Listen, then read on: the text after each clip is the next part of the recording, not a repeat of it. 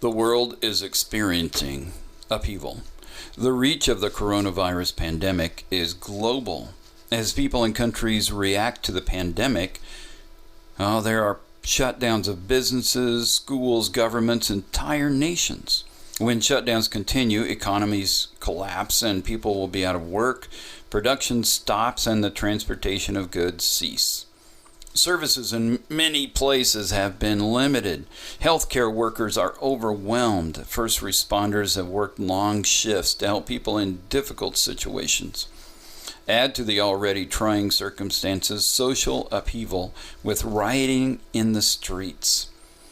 Weather events, hurricanes, storms, floods, and fire have moved across many portions of the world. All these seemingly random events have come together at this time in the history of the world.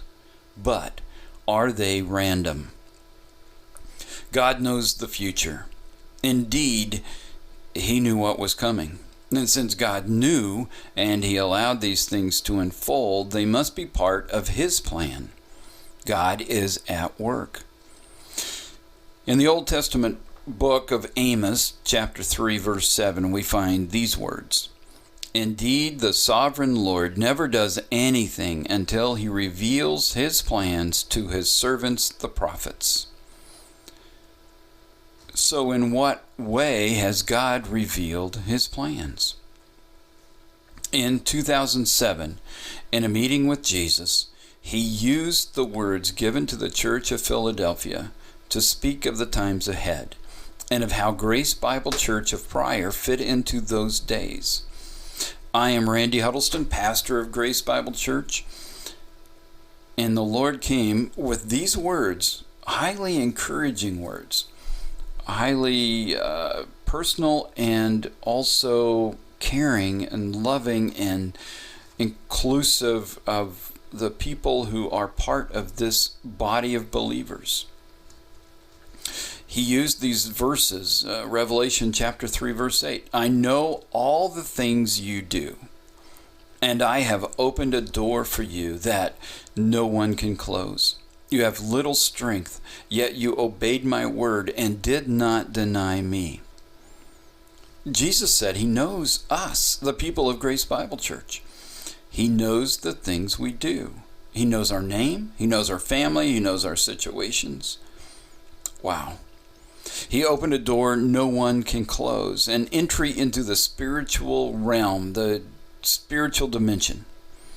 He went on to say we had little strength, which is true. At that time, many had left the church, and many of those who left were the largest financial supporters of the church. You have little strength, yet you obeyed my word and did not deny me. He gave instructions directly, which some decided were questionable since we are not supposed to hear from the Lord now. The scriptures say in John chapter 10 that Jesus' sheep, His people, hear His voice. We obeyed His word and did not deny Him. We did not turn back or give up or lack the faith to keep moving forward. He went on in Revelation chapter 3, verse 10, because you have obeyed my command to persevere, I will protect you from the great time of testing that will come upon the whole world to test those who belong to this world. It would have been easy back in 2007 to just stop, just to give in. And because of the turmoil in the church and then the economic crash of 2008, that would have been the time to close the doors on Grace Bible Church, but we didn't. Jesus said, keep going, and we did. Because you have obeyed my command to persevere, I will protect you from the great time of testing that will come upon the whole world to test those who belong to this world. We persevered. He will protect the GBC family. What of those who pushed away and are no longer under the GBC umbrella of protection? They've chosen to go in their own strength. Jesus said there would be a great time of testing that would come upon the whole world. It began in 2007 and 2008, and we are now in a worldwide time of testing again in 2020. It is to test those who belong to this world. Those who trust in the world will be exposed. People who have claimed to believe in Jesus but trusted in the world will no longer be able to hide. As silver is heated to remove impurities, so the Lord is bringing the heat. The devil will use pressure, fear, uncertainties, chaos, accusations, and lies to divide, disrupt, and destroy. His demonic efforts have a global effect. Those who listen to the Lord, trust Him, and follow Him will overcome, because greater is the Lord in you than the enemy that is in the world. Back in 2007 and 2008, God spoke to someone else about what was coming. His name is John Paul Jackson. He was interviewed in 2012 about what the Lord had said and what was still to come. Here are some excerpts from that interview. This is John Paul Jackson on Power for Life with Matt Sorger. Why? Maybe it's just the timing of the Lord. But what ends up happening was the Lord came to me in 2007 and said, I want you to start talking about what I've been showing you recently and as far back as I tell you. Yeah. And I said, I started arguing with the Lord. I just like, why? I mean, why me? Yeah. And so he said, because this is what you were born for. Long story short, I was to have an 11th hour ministry. That's what my mother was told before I was born. And anyway, from that, the Lord began to show me what some things were happening. Here's what He said. He said, what is going to take place is a storm of great magnitude, and it will be around the world. And the United States is not exempt from this storm. It is going to hit here. In fact, it will be the epicenter of all the storms. Wow. And meaning, whatever happens in the United States, it'll be harsher seemingly than other places in the world. Not that there won't be difficulties in other places, but what happens here this will be the epicenter.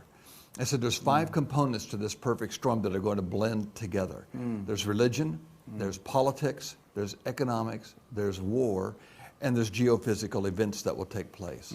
All of these things are going to be what people will say are storms. And he said, you watch. You're going to begin to see people calling it the perfect storm, unusual things, the economic perfect storm, the religious perfect storm, the war perfect storm, the geophysical perfect storm, things falling into alignment that are very unusual in how they took place. So when he called it the coming perfect storm. Yeah, the Lord spoke that to you. The Lord spoke that to me, right? So he came to me in dreams. He came to me in visions, angelic encounters, and so on to begin to give this message to people. So these revelations came in several different ways. Right. Dreams, visions, and even angelic encounters. Right. When did this first start? Like, when did the revelation of the perfect storm first begin?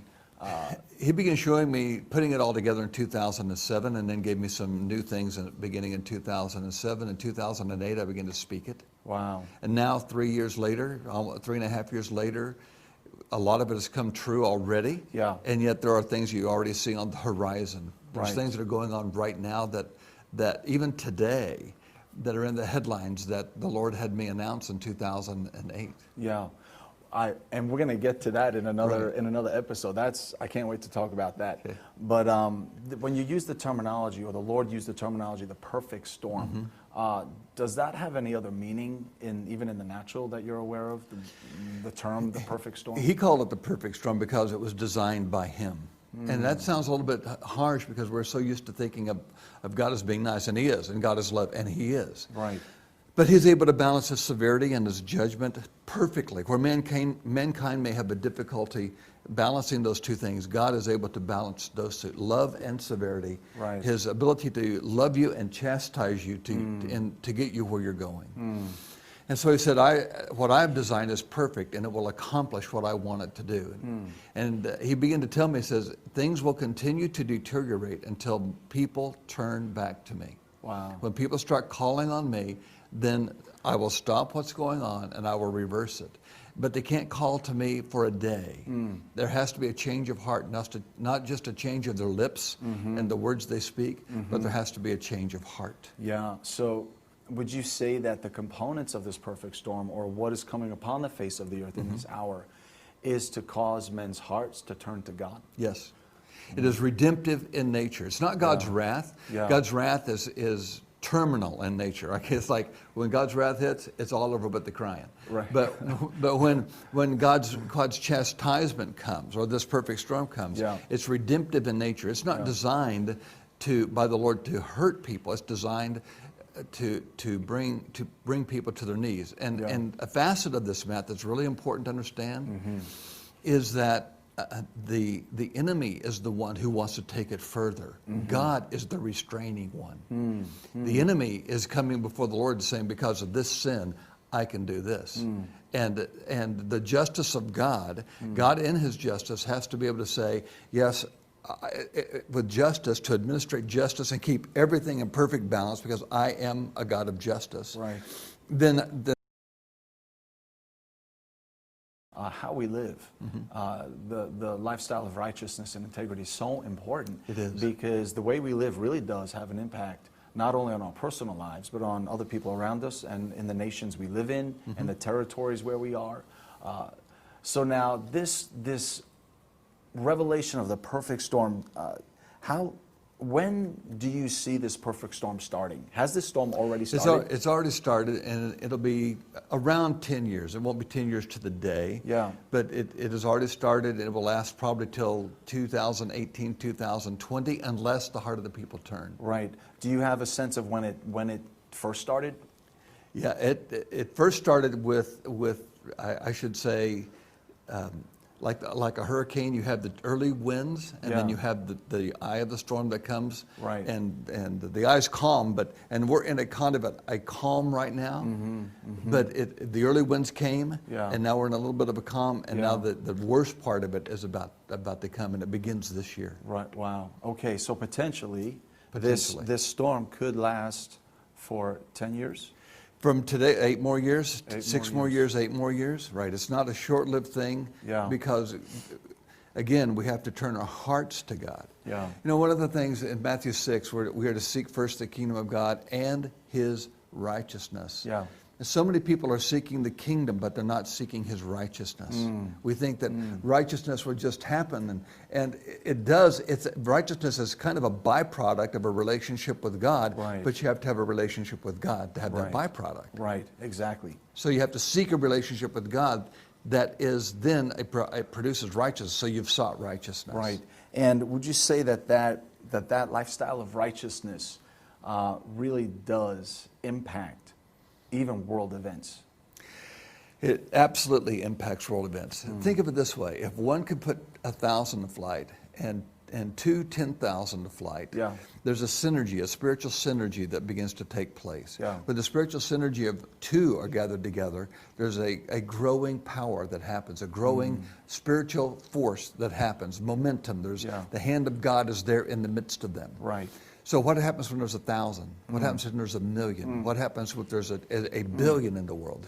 So this is the type of thing that we literally could see happen. The hand of God turn back the enemy, because his hand can come right back down on us. Right. But it'll take us crying out to God Right. to do that. And, Right. and there's a collective nature about the Spirit of God in you, the Spirit of God in me. I'm not God, you're not God. Right. But the Spirit of God in us together synergizes, works together for good, and some of the whole is greater than the sum of the parts. Wow. John.